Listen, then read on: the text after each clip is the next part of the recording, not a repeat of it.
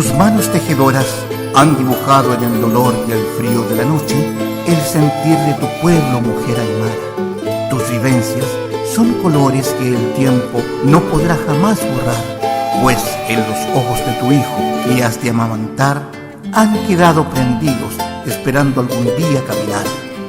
Amaneciendo en tu telar de estrellas y entre los primeros cantos del alba, tus lágrimas de amor y de pena grabados yacen en tu telar. Amaneciendo se sienta en el telar.